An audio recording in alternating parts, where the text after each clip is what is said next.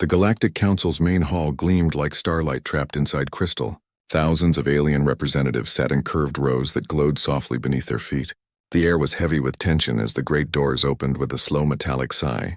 Every eye turned toward the being that entered, tall, ancient, cloaked in silver that shimmered like living mist.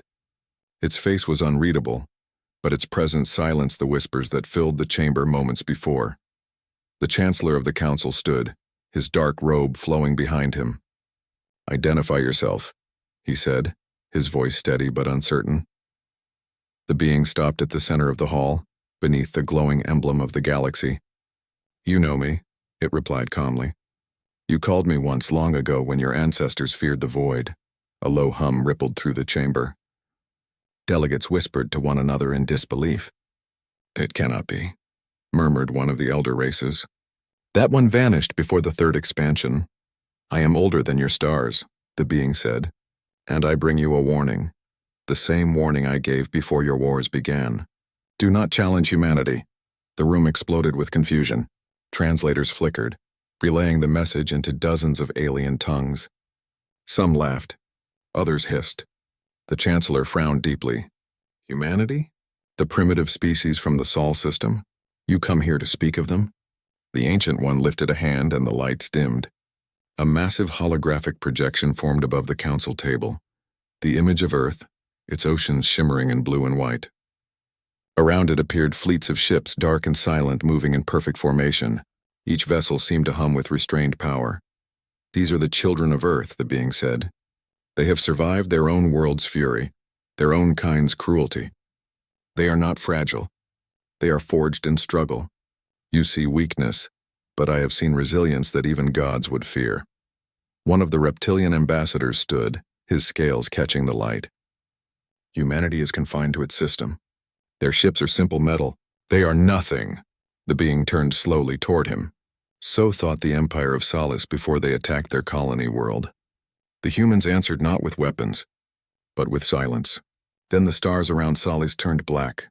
No ship ever returned. Their empire is now a ghost." "You call it the Silent Sector?" Gasps rippled through the hall.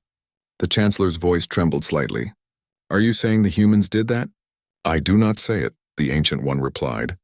"I only remind you that every star in that region still burns cold." The projection shifted again. Images appeared. Human soldiers walking through storms, carrying their wounded. Engineers repairing ships while fires burned around them. A mother holding her child beneath a broken dome. They build. They adapt. They endure. And when they are forced to fight, they do not stop until the universe itself remembers their name. The council chamber grew quiet again. The Chancellor looked uneasy but refused to show it. "You expect us to believe this fear tale? We who govern 10,000 worlds." The being stepped closer, its eyes glowing brighter. "Govern all you wish, but understand this truth. Humans are not like you. They do not conquer to rule. They conquer to survive. They fight not for expansion but for home. And if you ever make them believe their home is threatened, you will see the stars burn." One delegate tried to laugh, but it came out hollow. The air around the being seemed to thrum with quiet energy. The council chamber's lights flickered. Somewhere far above, thunder rumbled, though there was no sky here. "You still doubt," the being said softly. "So did the Vahari Dominion when they sent spies to Earth. They wanted to study the humans. Their ships entered Sol space. The hologram changed again. A fleet appeared near Earth's orbit. Then, one by one, their signals vanished. No explosion, no light, only silence. What happened to them?" Someone whispered. "They saw," the being replied, "and what they saw was enough to erase their sanity. Those who survived never spoke again." A shiver spread through the room. The Chancellor gripped the edge of his podium. "If what you say is true, why come here? Why warn us?" The ancient being looked up, its face suddenly filled with sorrow. "Because I have seen what happens when arrogance blinds wisdom. You will look upon Earth and see a small blue world, but I see what it becomes. Humanity will rise beyond what you can imagine, and when they do, they will not forgive those who tried to chain them." Silence followed. The hologram flickered out, leaving only the faint hum of the chamber. The being turned toward the exit, its cloak catching the light like liquid silver. Before stepping through the doors, it paused and said one last thing. "You fear the darkness between stars, but you have not yet seen the fire that will come from Earth. Do not provoke them. For when they rise, no force in this galaxy will stand against them. The doors closed behind it with a deep, metallic sound. For a moment, no one in the chamber spoke. Then somewhere among the council seats, a voice whispered the words that would echo through the galaxy for centuries. The warning has been given again. And far away, beyond the edge of mapped space, a blue planet turned quietly beneath its sun, unaware that the entire galaxy had just been told to fear its name. The council chamber remained silent long after the ancient being had gone. The holographic screen still flickered with the last echoes of the projection, the image of Earth spinning slowly in the dark. No one dared to speak first. The delegates sat frozen, staring at the empty space where the being had stood. It felt as if something ancient had brushed against their minds and left a shadow there. Finally, the High Chancellor broke the silence. "Erase all record of this intrusion," he commanded sharply. His tone meant to sound strong, but his hands trembled slightly. The council will not be swayed by ancient myths and ghost stories. But others were not so sure. A tall insectoid delegate from the Thari colonies leaned forward. "You cannot ignore this," she said, her voice clicking softly. "That being is not some wanderer. It was from the first cycle. If it warns of humanity, perhaps there is reason." The Chancellor's eyes narrowed. "The Thari fear shadows, we do not. Humanity is a minor world with no influence beyond its moons. We have fleets that could blot out their sun if needed." "Maybe," another voice said from the back. It was Elder Varun, one of the council's oldest members. His pale skin shimmered faintly, his eyes unfocused as if he were watching something only he could see. But the warning was not about their ships. It was about them. The Chancellor turned toward him. "You speak as if you believe this superstition." Varun smiled faintly. "I have lived long enough to know that fear rarely comes from nothing." He turned his gaze to the fading hologram of Earth. "Perhaps we should learn more before dismissing it." A low murmur filled the chamber. Several delegates nodded quietly. Some, especially those from frontier sectors, had already heard strange reports. Small colonies disappearing, unmapped signals echoing near human space. The council had always ignored them. "Enough," the Chancellor said, raising his voice. "We are not ruled by fear. The Ancient One's words will not dictate policy. I will authorize an investigation. We will send an observation fleet to the Sol system and confirm their status. Then we will have facts instead of fairy tales." The decision spread through the chamber like fire. Within hours, orders were transmitted across the stars. Observation Fleet Gamma 12, composed of advanced reconnaissance vessels, was redirected toward the Sol system. They would monitor, record, and report. Nothing more. Or so the Chancellor believed. When the ships departed, their engines left trails of blue plasma across the void. The fleet's commander, Admiral Tarek of the Vorthan Dominion, stood at the bridge window staring at the distant stars. His crew worked silently around him. "They say this mission is simple," he muttered. "Observe a primitive world, return with data. Yet I feel like we are flying into something old." The communications officer, a young being with soft silver skin, looked uneasy. "Sir, the crew keeps whispering about that council warning. The story has already spread through every channel." Tarek sighed. "Let them whisper. My duty is to find truth, not chase myths." Days passed, then weeks. The fleet traveled through hyperspace, following the navigation routes that led toward the quiet region humans called home. But the closer they came, the stranger things became. Sensor readings shifted unexpectedly. Energy signatures appeared and vanished without cause. Ships' systems flickered as if something unseen brushed against their circuits.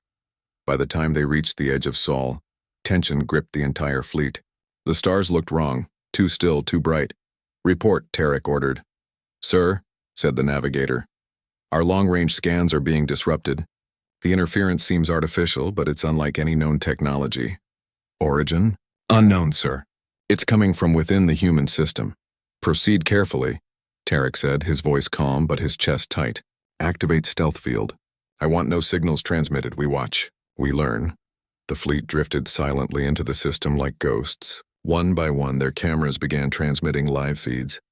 Earth came into view, a glowing blue marble, serene and calm beneath its white clouds. It looked peaceful. "Too peaceful.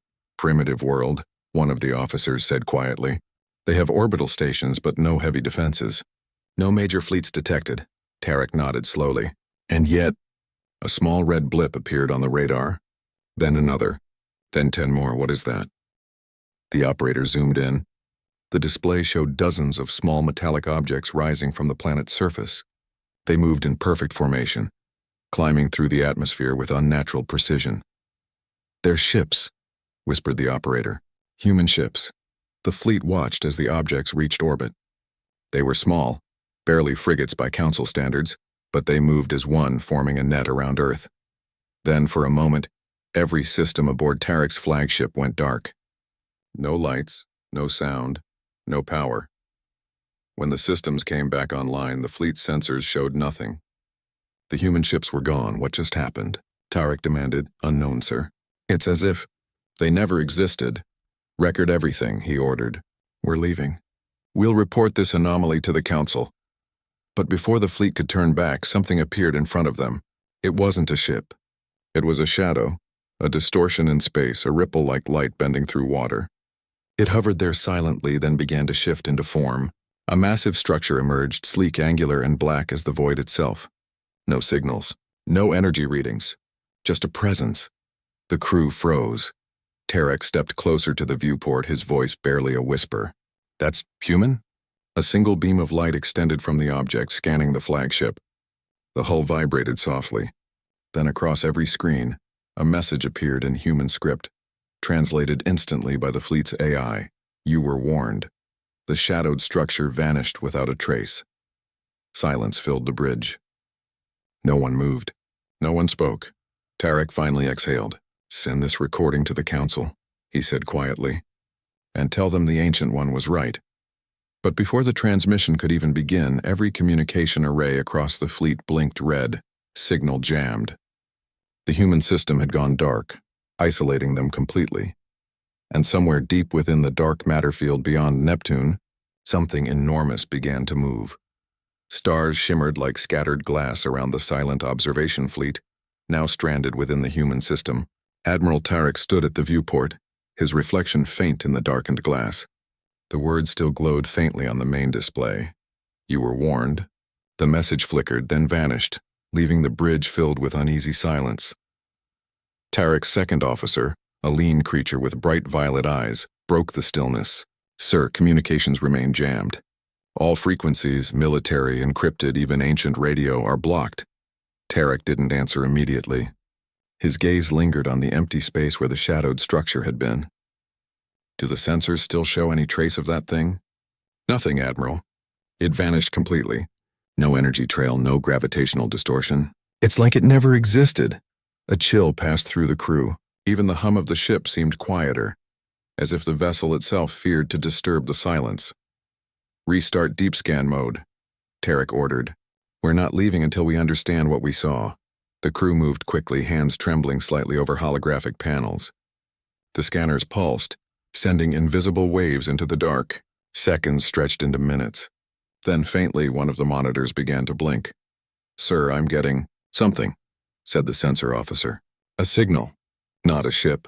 Not a planet signature. It's biological." "Biological?" "Yes, sir. Massive readings, organic and technological mixed together." Before Tarek could respond, the lights flickered.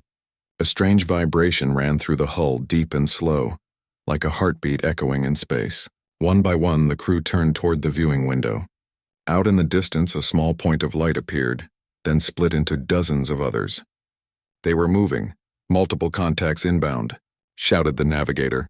Approaching at impossible speeds. Tarek felt his pulse quicken. "Raise shields. Defensive formation." The fleet shifted smoothly into position, ships spreading in a diamond array, but the approaching lights didn't act like enemy ships. They stopped just outside sensor range and hovered there. Each one pulsed faintly as if observing. "What are they?" whispered the communications officer. No one had an answer. Then one of the orbs moved closer. The ship's scanners focused and the display filled with detail. A metallic sphere surrounded by rings of plasma energy, its surface engraved with symbols no one recognized. It radiated controlled power, ancient yet impossibly advanced. The sphere stopped a few kilometers from the flagship. Suddenly, a voice filled the ship. Calm, human, unmistakably human. Observation Fleet Gamma 12. You are trespassing in restricted territory. Identify your purpose. The bridge went silent. No one breathed. The voice was speaking in galactic standard, perfectly clear.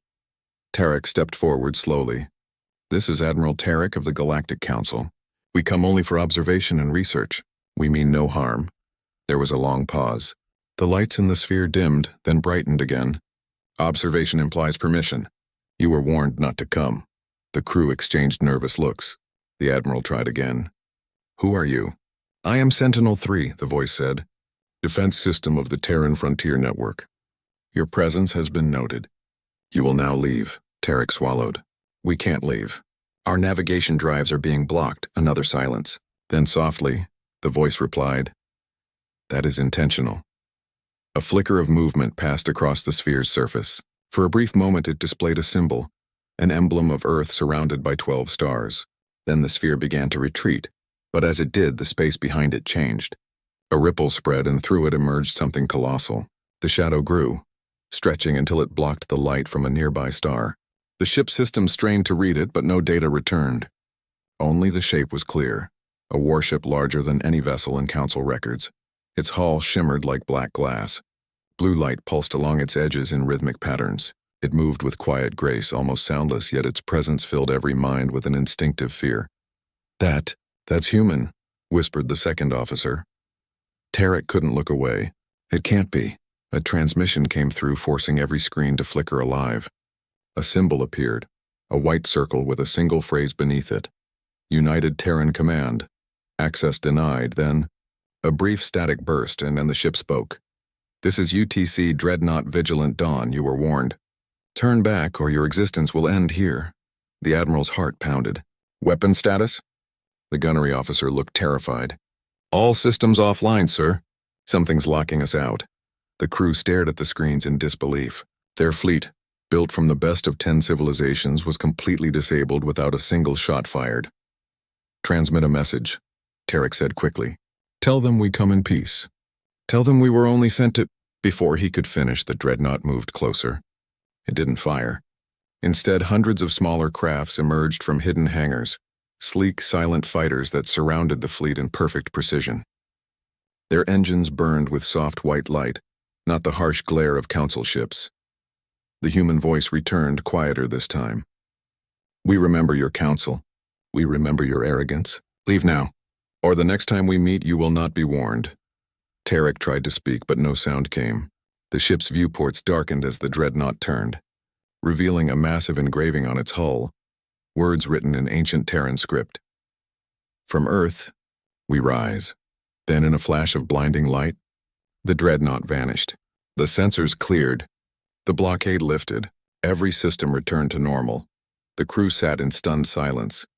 No one dared to celebrate survival. Tarek finally turned to his officers. Set course back to the council, he said quietly. We have our answer. The fleet limped away, engines burning faint blue trails. Behind them, the stars of Sol flickered softly as if watching them go. None of them noticed the smaller shapes that followed, silent and invisible, tracking their retreat. Humanity had seen them now. And for the first time, the galaxy began to tremble at what was coming. The Galactic Council chamber felt colder than before. The lights that once filled it with grandeur now flickered weakly, casting long shadows across the metallic floor. Delegates murmured quietly, their voices uneasy. At the center, High Chancellor Vorn stood motionless, staring at the message projected above the round table. Observation Fleet Gamma 12. Lost contact. It had been 6 days since the fleet vanished near the human system. No signal, no trace, only silence. And silence in a galaxy filled with noise was more terrifying than war. The Chancellor's second-in-command, a tall crystalline being named Relar, broke the tension. The last transmission was partial, Chancellor. We recovered fragments of their logs before the blackout. Would you like to see them? Vorn nodded, though his chest tightened. The air shimmered as Relar activated the playback. Distorted visuals filled the hall. Static, flashes of light, panicked voices.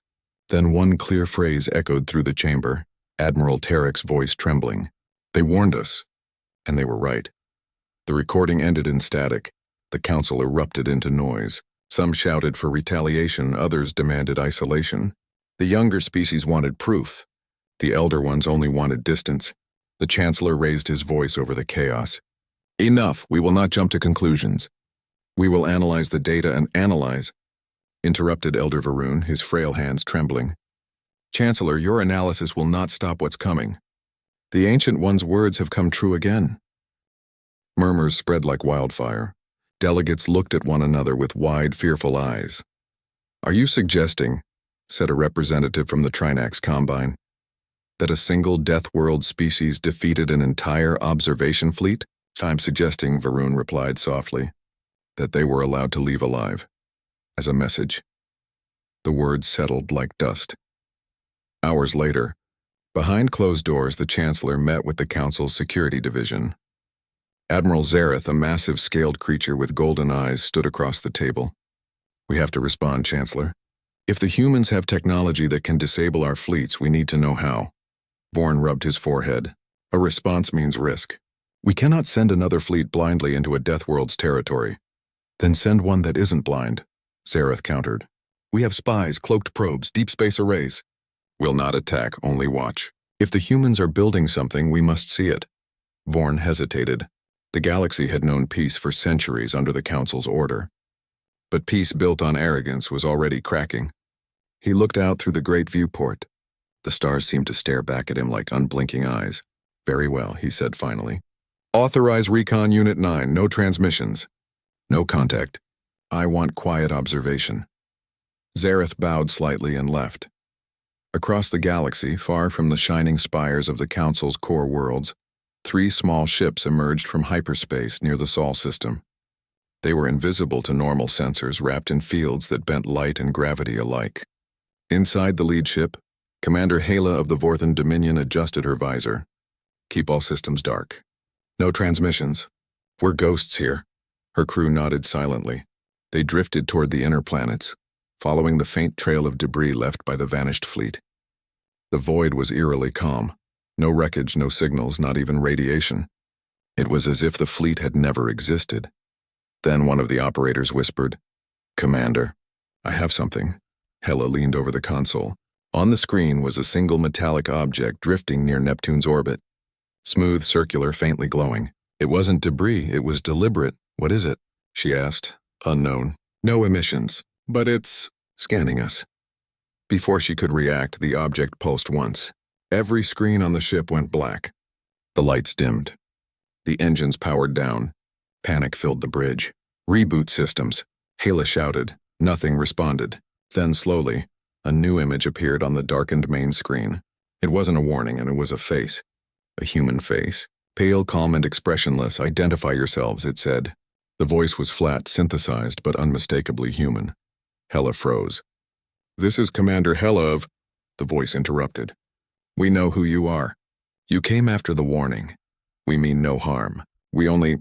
The face flickered, replaced by an image of Earth glowing softly in the void. Observation breeds arrogance. You watched us once before. We remember. The connection cut off. Then power returned. Every system blinked alive. But the object was gone. Hala's hands trembled on the console. All ships in retreat now. The recon vessels turned and fled, engines burning white as they sped toward the edge of the system. But behind them, hidden in the cold shadow of Neptune, a massive shape shifted. Smooth, dark, silent. A single blue light blinked from its surface, tracking them until they disappeared. When the recon unit returned to the Council months later, the ships were empty. No crew, only their flight logs remained. The recordings showed nothing but static, except for one whisper, faint but unmistakable. They see us now. When the Council received the data, panic gripped entire civilizations.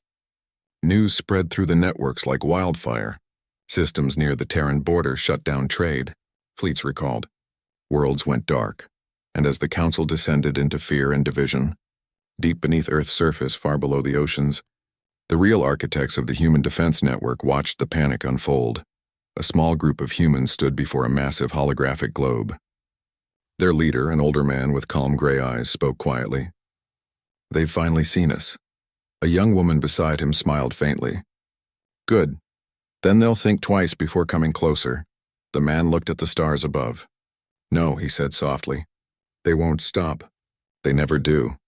He turned toward the glowing map of the galaxy, hundreds of red markers spreading outward. "Prepare the fleet. Humanity does not start wars. But this time, we finish it before it begins." The galaxy trembled under whispers. Entire star systems had begun to question the Council's control. News of the vanished fleets, the mysterious warnings, and the human threat spread faster than light. In markets and barracks and royal halls, one word echoed again and again: Earth. On the Council homeworld, Chancellor Vorn stood before a vast panoramic window, staring at the silent stretch of stars. He hadn't slept in days. Reports flooded in, alliances breaking, colonies refusing orders, ancient species demanding protection. The unity that had held the galaxy together for centuries was unraveling thread by thread. Behind him, Admiral Zareth entered quietly. "Chancellor," he said, bowing slightly, "the frontier sectors are in chaos. Our patrol fleets have withdrawn from Terran space entirely. Even the automated relays have gone dark. No signals in or out." Vorn didn't turn around. "And the recon unit?" "Still missing, sir. 3 ships gone without trace." But Zareth hesitated. "We recovered a fragment of their transmission from the deep space relays." He placed a small hollow emitter on the table. It crackled, then projected a dim image, static mixed with a voice. The words were faint, almost a whisper. "They see us now. They're awake." The image dissolved. For a moment, the only sound was the hum of the lights. Vorn exhaled slowly. "The Ancient One's warning. Perhaps it was never a myth." Zareth's scales shimmered under the light. "Permission to speak freely, Chancellor?" "Granted. I do not fear humanity's strength," the Admiral said. "I fear their silence. No threats, no demands, no transmissions. That means they're preparing.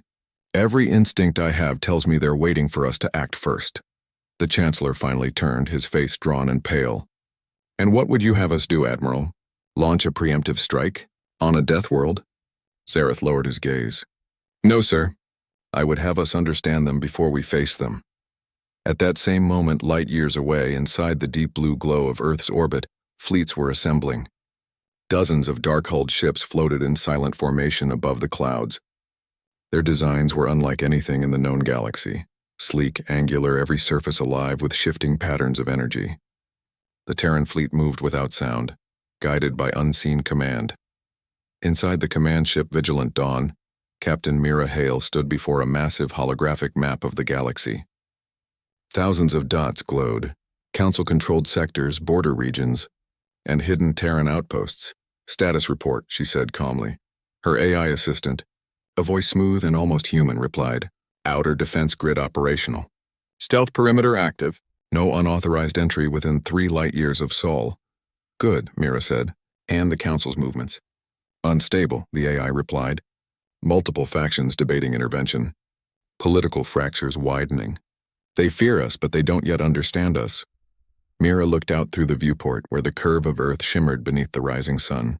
"They don't need to understand," she whispered. "They only need to stay away." A junior officer approached. "Captain, there's something else. We intercepted a probe entering the Oort cloud, Council origin. It was transmitting before it went dark." Mira's eyes hardened. "Recover it, quietly." Hours later, the probe was brought aboard. Its surface was scorched, its signal core fried. Engineers opened it under containment shields. Inside, they found a small crystalline drive still pulsing faintly with stored data. "What's on it?" Mira asked. The technician hesitated. "Council-level encryption.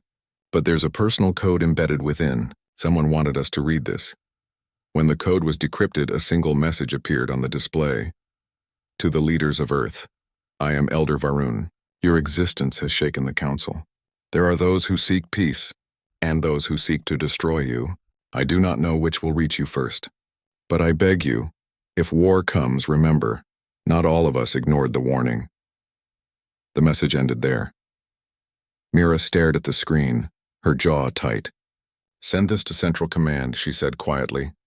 "There are still voices among them who understand reason." The technician nodded. "And if they don't listen?" Mira's expression darkened. "Then reason dies with them." Meanwhile, in the Council's war chamber, chaos reigned. Reports from border fleets poured in. Ghost signals, false sensor readings, ships vanishing without distress calls. The Council's most advanced surveillance networks failed to detect a single Terran ship, yet every commander swore they were being watched. "The humans are interfering with our systems," one general shouted. "We must retaliate before they move against us." Elder Varun stood slowly, his frail voice trembling but firm. "Retaliate against what? Shadows? Fear? The humans have not attacked. It is our fear that fuels this fire." "You speak like a sympathizer," the general barked. Varun met his glare with calm eyes. "No, I speak like someone who remembers history. The last time we ignored a warning like this, 10 civilizations burned." The chamber fell silent. Chancellor Vorn, pale and exhausted, finally spoke. "If we cannot trust our fleets and we cannot see our enemy, then we are already at war, we just don't realize it yet." Outside the chamber, deep within the Council's restricted archives, a single encrypted file began to move through the network. It carried classified data, the coordinates of Earth's defense grid. Someone within the Council was leaking information. On Earth, alarms lit up across command terminals. Mira's AI spoke urgently. "We have a data breach. Unauthorized attempt to trace our planetary defense network. Trace the origin," Mira ordered. The AI paused. "Council capital, direct uplink." Internal betrayal. Mira turned toward the massive viewing window. Clouds glowed golden under the sunrise. Her voice was steady, but her eyes burned cold. "So it begins," she activated the intercom. "All commands, prepare silent readiness. No launches, no transmissions. We respond only if they cross the line." And somewhere far beyond the edge of Sol, the first Council warfleet began to move, slowly, carefully, toward the system they once believed primitive. But in the shadows beyond Pluto, the Terran vanguard was already waiting, cloaked and patient, their ships aligned like hunters in tall grass. The unseen war had already begun. The Council's fleets moved like shadows through the void, silent, cautious, and uncertain. Across the galaxy, beacons that once symbolized peace now blinked in coded red. Entire civilizations held their breath. Every whisper, every rumor spoke the same name: humanity. On the Council's capital world, the Grand Assembly gathered in secret. The chamber, once filled with pride, now felt like a tomb. Holographic stars floated in the air, marking known systems. One section glowed a deep crimson, the Sol system. Chancellor Vorn stood at the center. His voice was calm but carried the weight of exhaustion. "We stand at a choice between pride and survival. Humanity has shown us silence, not hostility. Yet our fleets move closer to their homeworld. If we strike first, we end the peace we built over 1,000 years." From across the hall, Admiral Zareth's golden eyes burned like molten metal. "And if we do nothing, Chancellor, they will grow stronger while we hesitate. You saw what happened to the observation fleet. They erased it without firing a weapon. That's not mercy, it's a warning." Elder Varun raised a trembling hand. It was a restraint, not a threat. They wanted us to see their power, to understand consequence. The room divided instantly. Words like containment, defense, and extinction echoed through the air. Every species spoke in fear disguised as strategy. Finally, Vorn raised his hand. "Enough, I will authorize no war. Send a diplomatic envoy to Earth. If humanity seeks isolation, we will respect it. If they want peace, we will offer it." The hall erupted with outrage, but Vorn did not flinch. He stared at the glowing red point on the map, his voice quiet. "We've spent millennia mastering technology, yet we've forgotten humility. Perhaps it is time we remember it." Far from the Council's reach, deep within the Terran defense network, humanity was already watching. Inside a vast underground command chamber, data flowed like rivers across transparent screens. The air pulsed faintly with energy. Captain Mira Hale stood at the central console, her hands clasped behind her back. "Any movement from their fleets?" Her AI's voice, calm and analytical, filled the room. "Yes, Captain. Long-range scans detect 15 war groups converging near the Vega corridor. Their paths triangulate toward Sol. Estimated arrival within 5 cycles." The officers exchanged uneasy glances. Mira's eyes narrowed. "So much for diplomacy. Orders from Central Command?" asked a younger officer. Mira paused, her voice level. "We hold position. No first strike. Humanity never fires first. But if they enter the inner perimeter, then," she said softly, "we remind them why the Ancient One told them never to challenge us." The chamber fell silent. Outside, Earth's orbit was alive with movement. Massive dreadnoughts drifted in formation, their black hulls reflecting sunlight like mirrors. The vigilant dawn led the armada, its engines glowing like faint blue suns. Hidden deep within the asteroid belt, cloaked Terran outposts prepared for what history would later call the Quiet Hour. Days later, the Council fleet emerged from hyperspace near the edge of Sol. Thousands of ships shimmered against the dark, their hulls painted with the symbols of 10 civilizations. Admiral Zareth stood at the bridge window of his flagship, the Sovereign. His voice was steady, but inside he felt the familiar weight of dread. "Open wideband communication," he ordered. "We will give them one chance to respond." A technician nodded and activated the channel. Zareth spoke clearly. "This is Admiral Zareth of the Galactic Council. We come seeking dialogue." "We mean no," he froze. The stars outside began to shift. Not move, shift. Space itself shimmered as if something vast and unseen was bending reality. One by one, human ships appeared, silent, enormous, surrounding the fleet from every angle. The Council fleet panicked. Sensors overloaded. Energy readings spiked beyond measurable limits. Yet none of the Terran ships fired. Zareth swallowed hard. "Maintain formation. Do not provoke them." A voice filled the bridge, deep, steady, undeniably human. "Galactic vessels, you are trespassing in restricted territory." "You were warned." Zareth took a step forward. "We are not here for war." Then leave," the voice interrupted. His second officer whispered, "Admiral, our drives are locked. They've disabled them remotely." Before Zareth could respond, the view outside changed. A colossal human ship drifted into sight, dwarfing even the Council's largest dreadnought. Its name blazed across the hull in bright white letters. Eidolon. An unfamiliar energy pulsed from it, a quiet hum that seemed to resonate in every mind. The voice spoke again. "This is your only warning. The galaxy may fear us, but we do not wish for war. Leave now, and we will erase this encounter from history." The Council officers stared in disbelief. The humans were offering mercy. Zareth's heart pounded. "Chancellor Vorn will want—" The human voice grew colder. "Chancellor Vorn already knows. The transmission cut." In that same moment, a new hologram appeared on Zareth's console. It was a live feed, Earth, glowing softly beneath its sun. And beside it a second figure appeared, the ancient one cloaked in silver light. It spoke not just to Zareth but to every mind in the fleet. "You were given time to learn," it said. "Now you must choose, peace born of respect or silence born of destruction." Then the image faded. Zareth stood still for several seconds, then gave the order quietly. "Reverse course. All ships stand down. We're leaving." As the Council fleet turned back toward the stars, the human armada did not follow. They simply watched, silent and unmoving, until the last Council ship vanished into hyperspace. Back in the Council chamber, chaos awaited. Delegates screamed of surrender, betrayal, and cowardice. But Chancellor Vorn simply smiled, a tired, knowing smile. "They spared us," he said softly, "and that mercy will be remembered longer than any war." Far away on Earth's surface, Captain Mira Hale stood beneath the sunrise, her reflection glowing in the glass of the command tower. "It's over," her aide said. Mira shook her head. "No, it's just the beginning."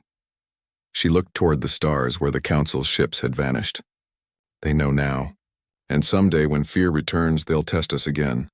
But next time they'll remember the warning that saved them all." High above, the Eidolon drifted in silence, its engines dim, its purpose complete. Humanity had spoken not with fire, but with restraint. And across the galaxy, one truth became legend. When humanity is challenged, the stars themselves hold their breath.